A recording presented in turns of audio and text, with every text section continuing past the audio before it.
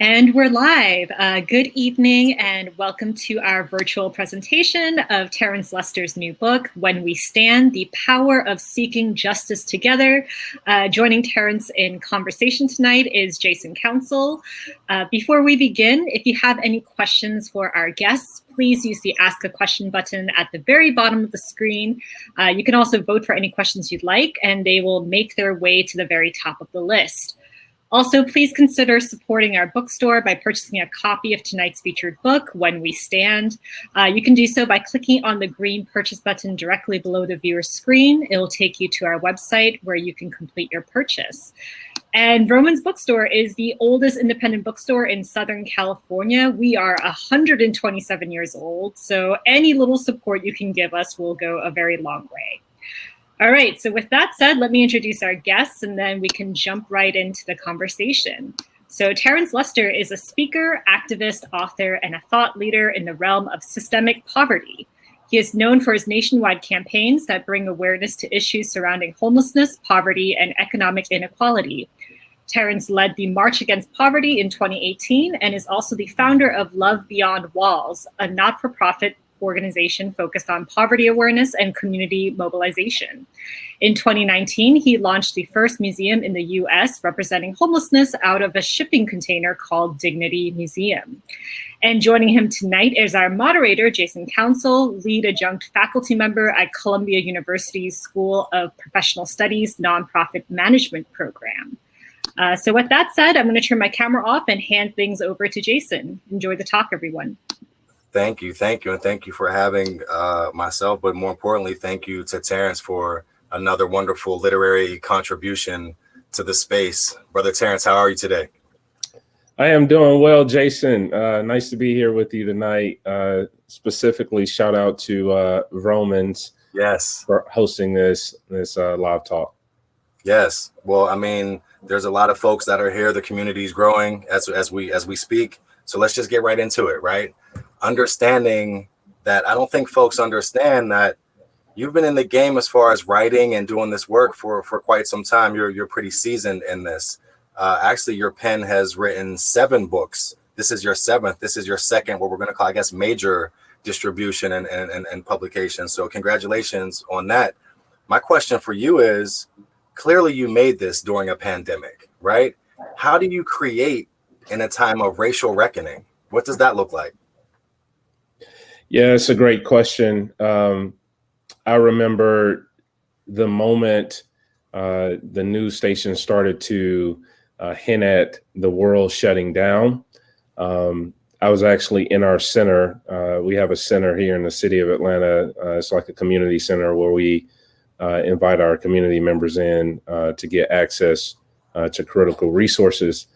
And this guy named Dimitri walks in and he's literally in tears. And he says to our team, he says, "I'm afraid that I'll die because I have nowhere to wash my hands." It's a brother without an address. You know, the world was upside down. People were in stores fighting over toilet paper and paper towels. And here it is, a brother without an address who has been socially distant before that was even a term, is in tears because he doesn't have access to water. And in that moment, it made me reflect on all of the reasons why we should show up, not only on the front lines, but every single day, and listen and lean into the stories of those whose voices have been silenced. I think a lot of my inspiration was drawn from the proximity of our neighbors that we love and adore. I oftentimes say that just because a person doesn't have an address does not mean that they're not our neighbor. And many of the neighbors that we consider our community members and our friends kind of sparked a lot of the inspiration and the reflections that are found in the literature that I produced. Yeah. Wow. I mean, one of the things I think that's beyond interesting and transformative about the work that you do is the population that you serve. And I use the word serve intentionally, right? Understanding you work with such a vulnerable population. I think it's important for people to realize that when you deal with our homeless population, our addressless population, that these are one of the few, if any, outside of physical limitation, traditionally excluded groups that anyone can be part of at any moment, right? We can all, no one can just become Black, right? But you can become homeless, right? So with that being said, and thinking about service, this had to come from somewhere, right? You had to see something growing up or be privy to something. Tell a little bit more about how you got into, just really quickly, because I'm sure people know your story. Tell us more how you got into that particular genre of the social sector. Yeah, I mean, I never asked to be a nonprofit leader. I never considered myself being a leader. I experienced homelessness as a teenager myself. I was 16 and a half years old. I remember vividly one day that I was begging for change at a local gas station to use the payphone. I'm trying to not to give my age away, but a man reluctantly walked over to me and asked me what I was doing out so late because it was a school night. He gave me change. I walked over to the payphone and called one of my friends. His name is Eric. And I asked Eric if he would mind if I came over to his house to get a meal because I didn't know how I was going to eat that night. Long story short, his family says, come over because his family said that they loved me. I remember the long ride over to Eric's house and his father walking down the driveway, and his father began to have a discussion with me. He started to talk to me about my purpose and the things that he saw in me, despite my social location and the environment that was producing, this desire to run away from home as a teenager. And Mr. Moore became a mentor. He was a guy that I could call and ask, should I put myself through college? Should I marry her? Right? Should I try to pursue things outside of the scope of what I had seen growing up? And he always talked to me about how pain could produce something that could be empowering, not only to myself, but to others. That pain, if translated right, can be very liberating if you lean into it. And so he spoke to me about possibly using my gifts and my skill sets in a way that could relate to those that I had emerged from.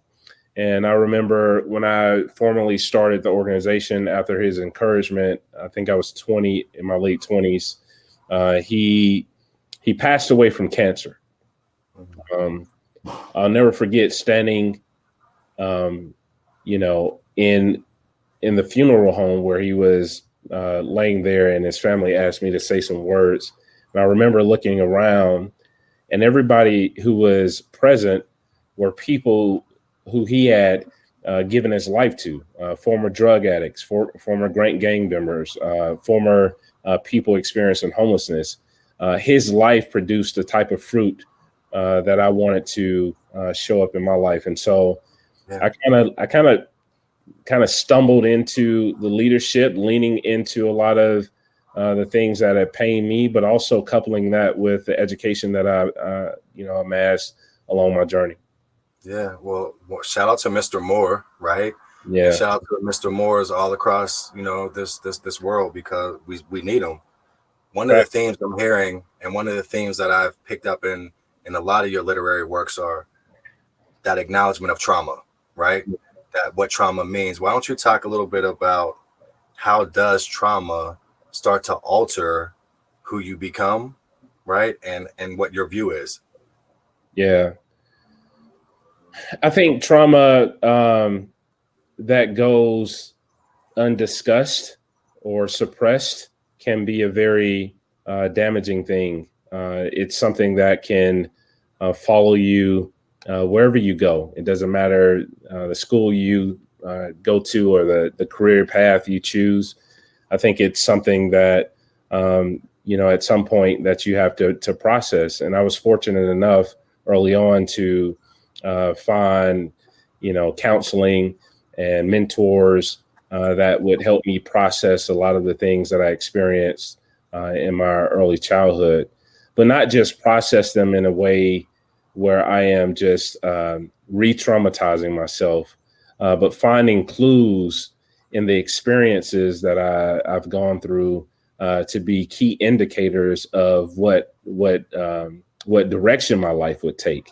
You know, the things that you experience can be used in a very tangible and positive way if channeled correctly. I have a friend who's also a peer mentor. His name is Dave, and we talked about how when you confess your traumas and embrace them, then they can become a God, right? And essentially, as you allow those things to become a God and give you some sort of direction, then they can become a gift, and that gift can be served to the world. And so I've just learned how to lean into those things that have pained my life, make peace with them, not dismissing them, right? But making peace with them, growing from them, and also using them in a way to empower other people. Wow. So if we're talking about the youth, right? If we're talking about the liquid youth, them, how do we instill this in them? Yeah, I love young folks, man. And I think one of the things that we've got to do as leaders is be transparent. I think the perfectionism or the image that we portray oftentimes communicate, this level of expectations that isn't always reality. I think we focus too much on the bio instead of the journey. And I think young folks need to hear that, I was 18 years old standing in a Black-owned bookstore when the Black-owned owner walked over to me and showed me for the first time a book written by Martin Luther King. I had never held a copy because Black history wasn't taught in my school. I mean, I knew Rosa Parks said no and Martin had a dream, but I had never felt or held a tangible copy. And she sat with me and talked to me about the journey and the process of even owning the store, and always told me to never focus more on the goal than the journey that is making you, right? And so I think it's really critical for us to think about ways that we can not only be transparent with the youth, but engage them often in a rhythmic way, not only focusing on youth from the negative aspects, but creating the intentional time to engage in dialogue and spend that tangible time with our young people. But also being courageous enough to affirm their dreams, but also giving them practical details as to how they can actually live those dreams. Away with the leadership that says, look at me, but I'm not going to tell you how to achieve, right? I need to be able to give those practical handles to the younger generation, because what I invest in the younger generation, I'm also investing in my legacy. Yeah. Thank you, Terence. I'm going to take a quote from your book directly, and I'm going to channel my Wesley Snipes from Mo Better Blues when he speaks about being grandiose, right? So you said our efforts don't have to be grandiose to have a profound impact. Why don't you unpack that?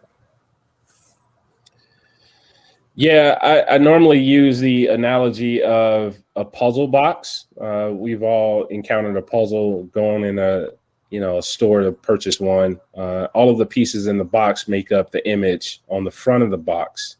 It's my opinion that metaphorically we've all been given a piece, right? I think Martin King uses this as a global village. We're all interconnected. We're in a world house, right? The world is our address. In a Christmas sermon, he says we can't even wake up in the morning without having a global encounter. And I think that we all have a piece, but somewhere along the line, we started to compare our pieces to others, right? Oh, my piece isn't as big as such and such's piece, or it isn't as colorful, or it isn't as whatever the excuse is. And sometimes we feel like we have to be all powerful, be someone who can fly a spaceship to space while people waste resources, while people go hungry. We think that we have to have it all together, and that idea is like, no, whatever piece that you have been given is needed, is what I'm trying to communicate. No matter how small, how big, or how insignificant you think that piece is, your talent is needed. If you have a knack for research, if you are musically inclined, if you're the artist that drew those paintings behind you, all of our pieces are needed in the fabric of social change. And we should not diminish our piece by comparing our contributions to others. Yeah.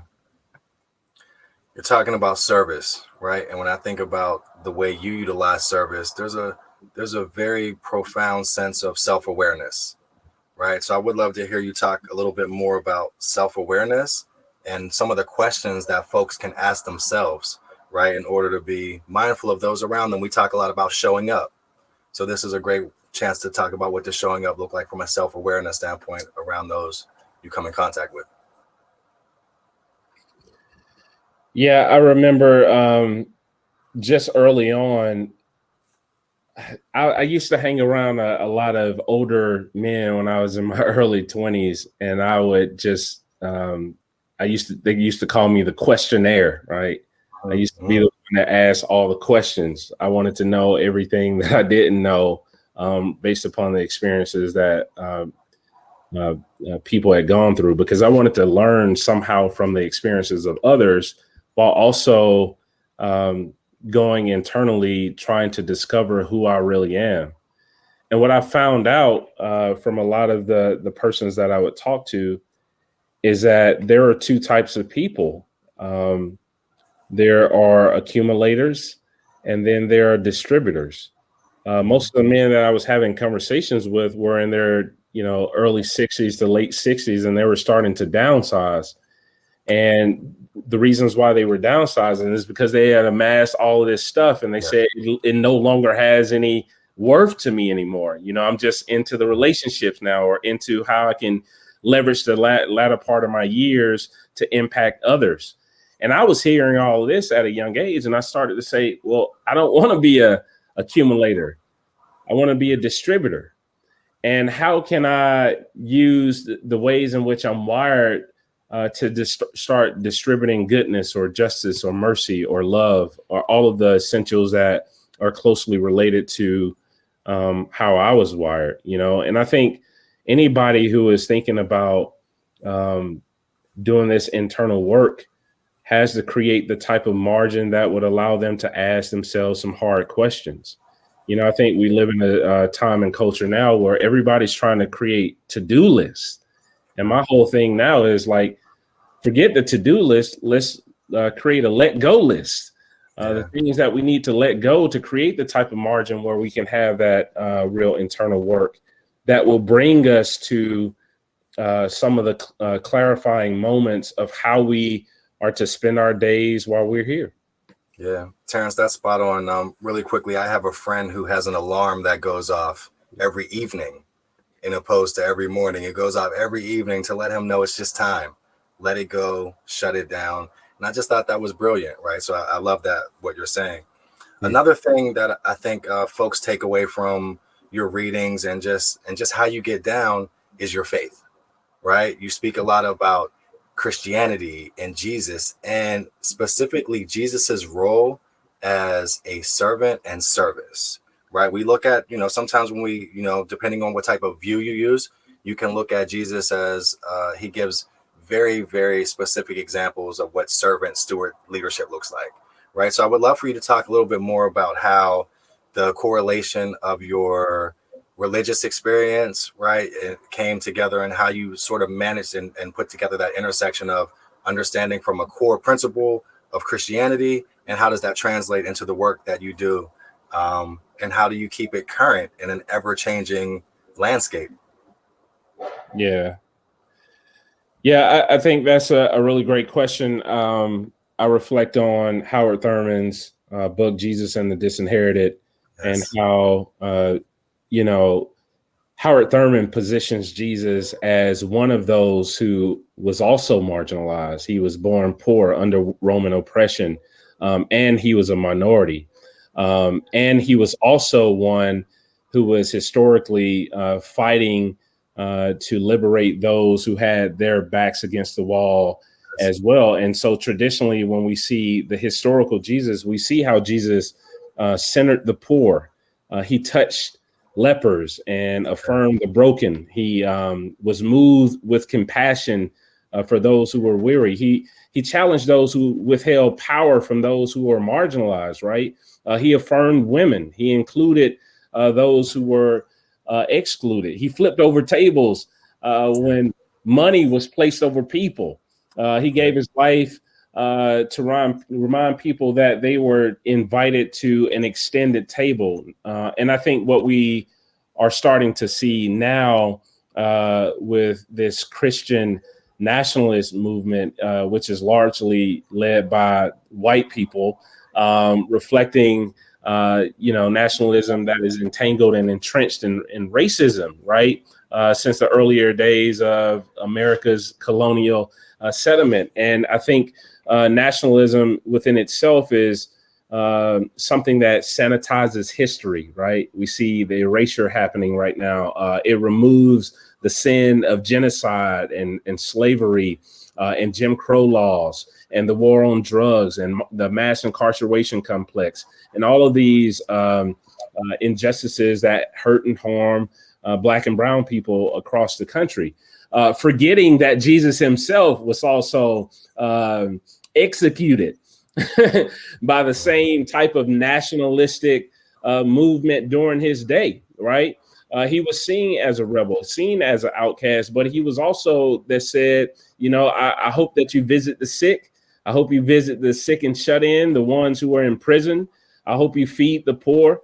He says in Luke, the first words when he utters in his sermon, he says, I came for the poor, And I think that we have moved away from the real message of the historical Jesus. And, I try to live my life not just like his because I am not Jesus, but model my ways after the ways in which he sacrificed and showed up for people who were overlooked and forgotten. And if that is the historical Jesus that I am representing in the work that I do, and yeah, my faith drives me. My faith drives me when I wake up every morning. I think about those who don't have a meal. My faith drives me to speak up truth to power, to call out those who want to withhold power politically from those who want to have their concerns heard, but are excluded from the political process. And yeah, so my faith does drive me. My faith drives me because I want to share that good news, man. Wow. Well, very passionate, right? Passionate answer, but in the spirit of Christianity, compassionate, right? And that compassion is what translates to some of the leadership attributes and skill sets that you talk about. One of the things that you get into, or at least one of my takeaways, was that balance, right? And that's a struggle, right? How do we find that balance, especially as a leader? How do you find that balance as a leader with the community, your donors, your staff, those whom you serve? How do you find that balance to be empowering and an advocate, but also realistic and not a dream crusher? Or how do you find that balance to just, walk that walk? Yeah, facts. Well, I think one of the ways is just, I draw strength from my family. I learned during the pandemic, during the height of the racial tension, which hasn't dissipated at all, that I needed to care for my mental health, because you can experience racial trauma just from watching the television, just from waking up Black, and it's very important for me to create rhythms in my life that causes me to show up for myself. It's similar to the message that we get when we fly on planes, when the pilot comes on and he says, if anything happens, make sure you put on your oxygen mask first before you try to help someone next to you. And I've created rhythms where I work out in the morning. I spend time reading. I think that diet is much more than just the food that you consume. It's what you watch. It's what you listen to. It's the environments that you're in. It's the things that you call safe spaces. It's the relationships that you've cultivated. But it's also the ways in which that you invest in yourself. And as a leader, every single year, I create a leadership development plan that focuses in on, the things that I want to listen to, the things that I want to study. I read broadly, the conversations I want to have, the types. Sometimes you got to schedule inspiration is what I'm saying. And you got to make sure you create time for yourself. But that comes out of the margin that you build in your life. And I'm of the firm opinion that it's not about willingness. We have a lot of willing people. It's about availability, right? Yeah. And we got to create the availability so we can show up for ourselves as we show up for other people. The best ability is availability, is what they say. You spoke on inspiration. I would love for you to talk a little bit more about that, especially when you're part of the nonprofit sector, a mission-based sector. Do you have to identify with and you know what? Before I even ask this question, there's a lot happening in the space of allyship and how to be an effective ally, how not to be a performative ally, all those things. So this question, we'll just wrap up into that and say, do you have to be inspired by the cause or part of the cause to help the cause?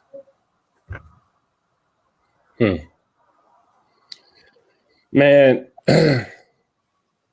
I don't necessarily think that you have to be inspired by the suffering of others to make yourself available for the cause.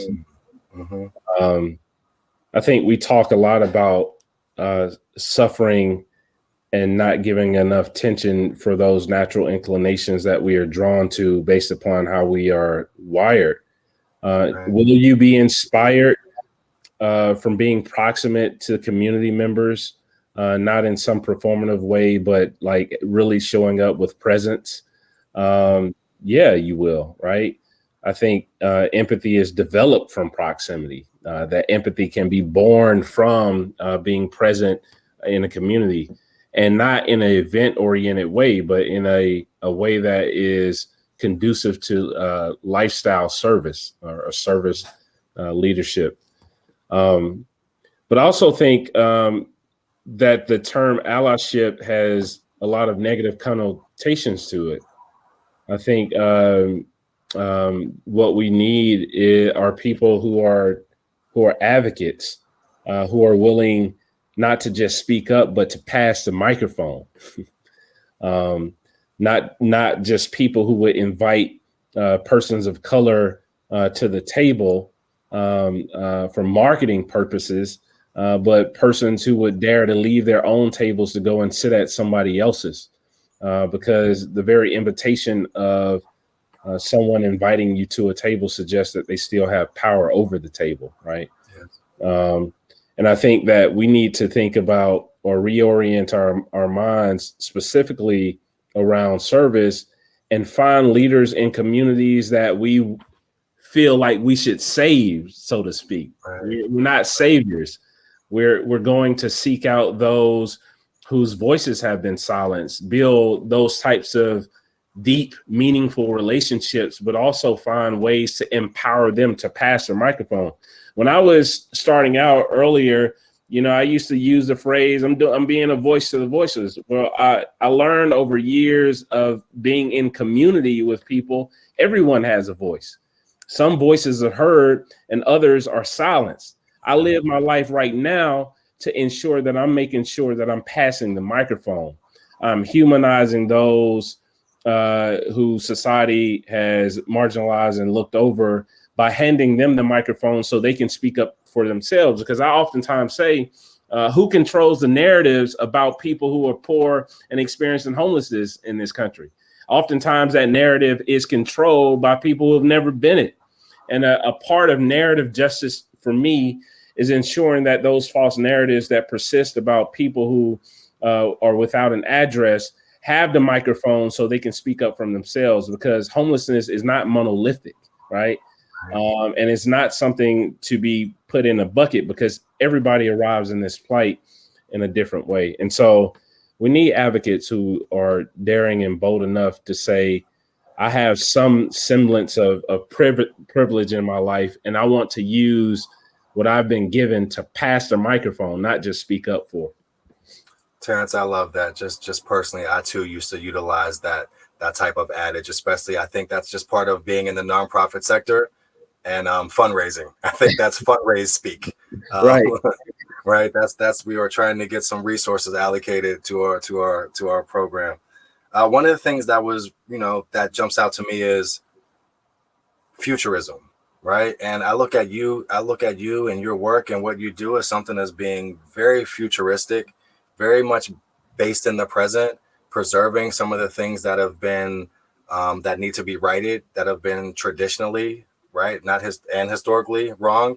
But I would love for you to just take a moment and talk to us and talk to the community from a futurist standpoint about what does your work look like in 10, 15 years, right? What does the populations that not you're serving, but the populations you're leading, right? As a nonprofit leader, your staff, right? Those young folks, those early career folks, what does it look like for them in 10, 15 years in the specific space of poverty and homelessness in that area? Yeah, specifically, 10, 15 years from now, I would like to not to replicate a lot of our values and our principles and leaders in communities all around the country. Right now, there is a rise of the criminalizing of the experience of homelessness. There are over 170 cities all across the country that have created nuanced laws and ordinances that criminalizes what it means to not have an address. Like earlier this year, there was a city in South Carolina that literally banned sleeping outside, which goes against the Department of Justice's briefing that says if you, prohibit someone from practicing life-sustaining activities, you violate their constitutional rights.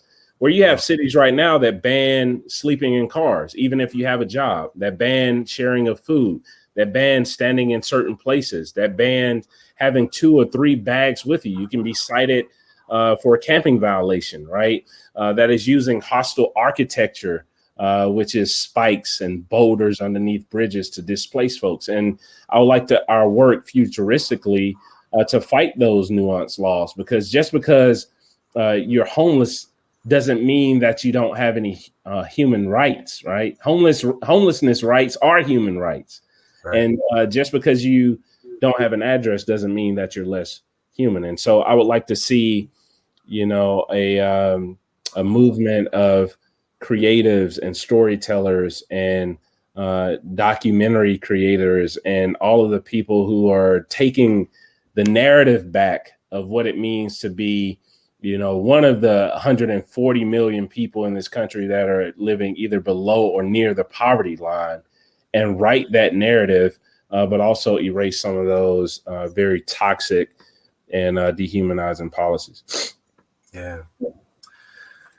Back to the theme of Christianity, and just overall, as we get into, as we start to land the plane somewhat in our last, I guess, segmentation of questions that we're going to ask. In the Bible, it talks about the difference between the milk of the word and the meat of the word, right? Understanding that some people are ready for meat and some are just having milk. Christopher Wallace calls it strictly for live men, not for fresh men, right? So a lot of things that you've given us today, Terence, they've been a great variety of milk and meat. I want to give people a couple of tangible takeaways as we get into our last section, because you are, although a brilliant writer and a practitioner, you're a nonprofit leader as well, right? And a lot of this work comes from you as a nonprofit leader. And I'm sure our community who's watching now and who's going to watch later are filled with nonprofit professionals. So I want to get into a couple specific practitioner strategies, techniques, tips, some of those call to actions, those things that we could leave our folks with in the next, let's just say 3 to 4 minutes. So specifically, one of the questions I'm going to talk to you about are those core competencies. And I'm really excited to hear these from you, because you've given such a vast variety of what they can look like. Why don't you give us some of those core competencies? And they can just be those, what we call buzzwords. Yeah. I think as a nonprofit leader, you definitely need to have the one thing I learned early on in front of you. And the one thing is something that you kind of ground yourself in that keeps you away from having mission creep. Yep. I think oftentimes nonprofit leaders try to go in a 1,000 different ways at once, and they never land in anything that they can establish over the long haul. I think storytelling is something that is essential right now, that if you can't communicate what you stand for effectively, then you miss out on opportunities to organize and mobilize people to get behind your cause, but also empowering people to show up in communities that you may never even see. I think another thing that I've learned along the way is using storytelling as a vehicle, not only to humanize those persons who are in community, but also to leverage it as a way and a vehicle to move people on their journey and their process of escaping homelessness a little faster. I know we like to talk about fundraising a lot, which is something that is another conversation. But I'm of the firm faith and belief that you also have to be intentional about the collaborations that you use. Not just collaborations of persons who have dollars and corporations, but collaborations of individuals that are already in community. I think there are a lot of untapped resources that go overlooked, and we try to go outside of the community to find resources to bring into the community. When we can find those resources within the community, empower them, and then invite people to walk alongside of others inside the community. Constantly whiteboarding and creating the type of margin in your vision where you can be pliable. Like my stepfather used to say, you can keep your vision solid, but your plans fluid. Realizing that at any given moment, you might have to pivot in the pandemic and go from a centralized model to a decentralized model. Never be afraid to allow your ideas to emerge from the cries of the community. I think oftentimes we try to, bring our own intentions and ideas and give a prognosis to the communities that we've never even met. There's a quote that hangs in our lobby that reminds us that you can never meet the needs of people that you've never met. You can never pass the microphone to people that you've never met. Also use design thinking process to go through a lot of my ideas before I actually launch them into the world. Now, I'll stop there. Yeah, well, no, thank you. And of course, we wish you can go on and on. I'm going to ask you a last question because we want to open it up officially to the audience because we see so many questions coming in and we appreciate the engagement and participation.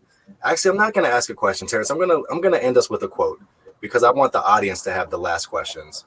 Okay. You said the only thing we need to all have in common is our shared determination and commitment to fight and address social justice issues.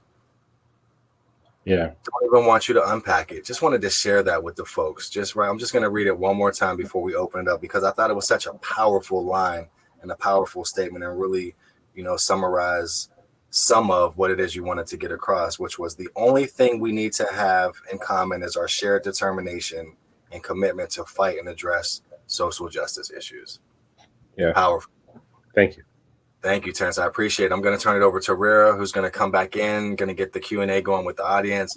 This has been phenomenal. This book is just beyond transformative.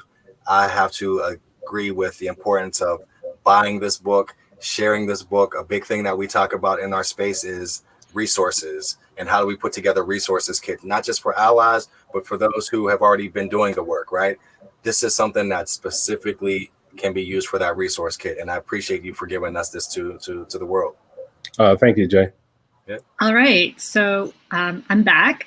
So we're going to move on to questions. If you haven't submitted a question yet, there's still time. Just use the Ask a Question feature at the very bottom of the screen.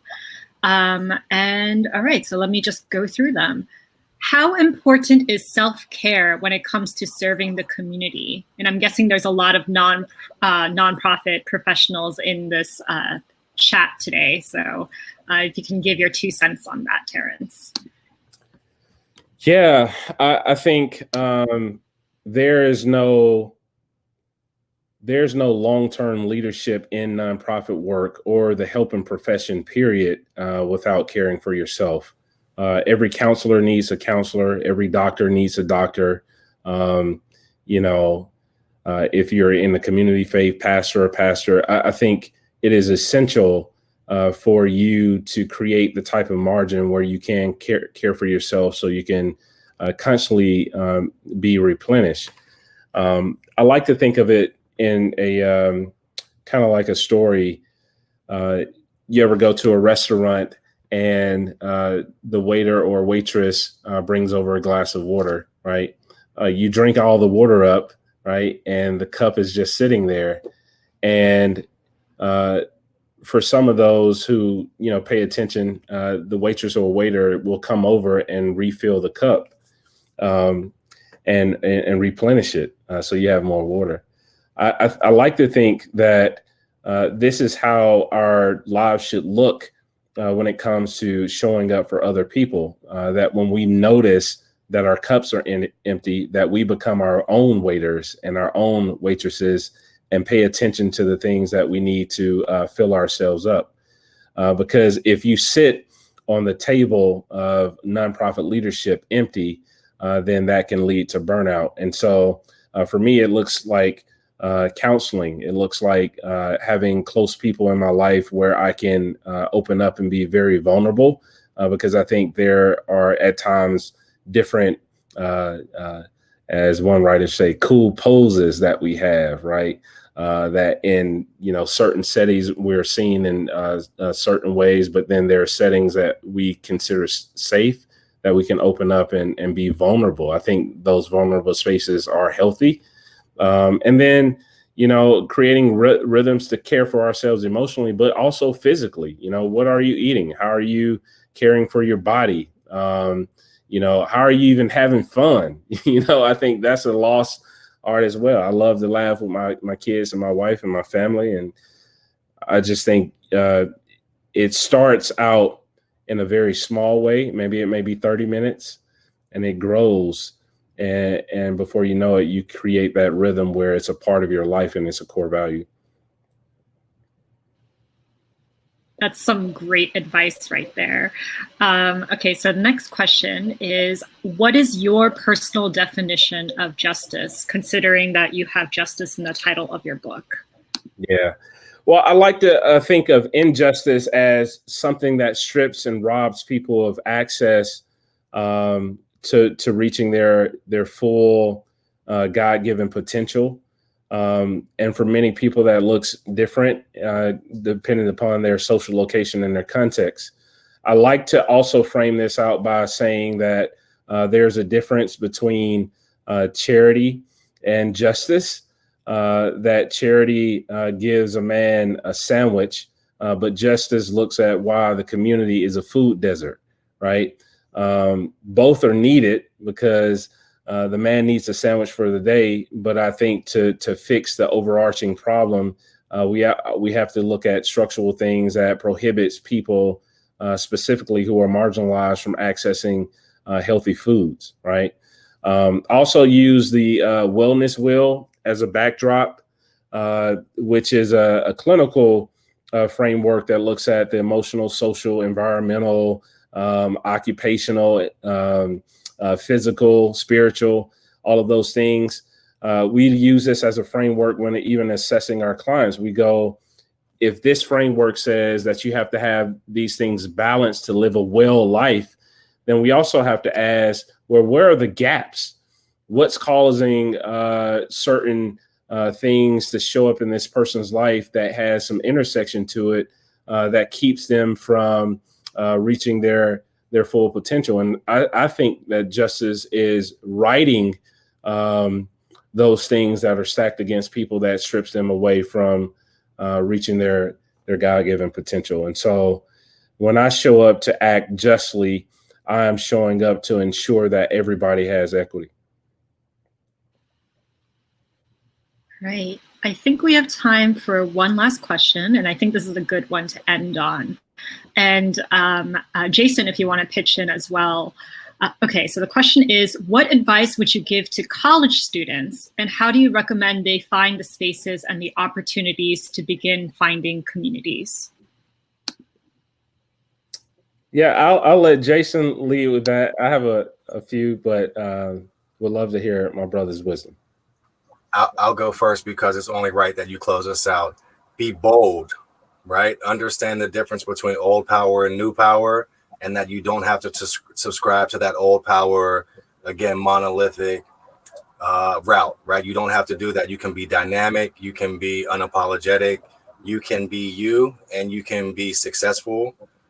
Social entrepreneurship is real. And too many times we've done the work and we didn't think about how we can monetarily benefit as well, right? And I think that's something that's left out on purpose by design. So we don't have an ecosystem that's financially savvy where our young people aren't getting this type of advice. So I'm going to say what a lot of folks don't say in this sector, which is stay in your lane, go super fast, understand that there's a footprint and an imprint. You can make it larger in a micro or a macro way. And there's nothing wrong with social entrepreneurship. We need ecosystems that create monetary gains, human capital gains, as well as conventional gains. So I would just say, don't be afraid to be dope and just go after it. One of the things that Terence mentioned that I'll just end with is the importance of making a roadmap of sorts, a relational roadmap, finding your Mr. Moores, utilizing those parents, those step parents, those community leaders, whoever's in your life that has some sense, right? Just utilizing them and figuring out that what they have for you can help you along your path. And there is a cheat code, right? There is a cheat code. Make sure you are getting as many resources as possible to help make sure your cheat code is as plenished as possible. Yeah. Yeah. When I think about college students, I think about questions, and how important it is to identify people that you can ask questions that could give you some sense of clarity. Also think about leaning into your natural inclinations and your gifts and skill sets. Like if you have a gift for artistry, why are you in the counseling program? Why are you running from the thing that, you love and are passionate about? And one of the things I love about the younger generation is they aren't afraid to run towards the things that make them come alive. Howard Thurman says, one of my favorite quotes, he says that the world needs people who have come alive, right? And, I would highly encourage people who are in college to identify your Mr. Moores. But also one of the things that I did early on was creating an advisory board long before I even had a nonprofit. And on my advisory board, I had people from all different sectors, the finance sector, a person that I can meet with regularly and just ask about finance, people who are in education, people who are in marketing, people who are in, whatever industry that I wanted to learn from, because you'll find out on your social entrepreneurship journey, it's not necessarily about becoming stronger in your weaknesses. It's about owning your strengths and surrounding yourself with people who are stronger in the things that you don't know anything about, which those people become your support system that can help you really flourish and fly. All right, so let me come back on screen. All right, give me a moment. Okay, there we go. All right, thank you so much, Terence and Jayson, for your words of wisdom. I personally learned a lot, and I'm sure that people who tuned in tonight did as well. Before we close out and I give my closing statement, can you tell us where we can learn more about your work, personal website or Twitter handles? Yeah, so If you want to look us up, it's lovebeyondwalls.org. Love Beyond Walls, that's Facebook, Instagram, and Twitter. TerenceLester.com, or I'm Terence Lester, Facebook, Instagram, and Twitter. And just Jayson Calpert on LinkedIn, but it's all about Love Beyond Walls today. So please tap into Love Beyond Walls. Get with Terence, follow him. I'm just a simple first and last name on LinkedIn. But Love Beyond Walls, it's when we stand. This is why we're here today. Thank you. All right. Yeah, so like before we end the stream, again, if you would like to purchase a copy of When We Stand, just click on the green purchase button directly below the viewer's screen. And for those of you who tuned in late, don't worry, a replay of this talk will be available once the broadcast ends. And we're also going to be re-uploading the talk onto our YouTube channel in a couple of days, so stay tuned for that. And I think that about does it. Thank you, everyone. Have a good night. Stay safe. All right. Okay. Thank you. Bye-bye.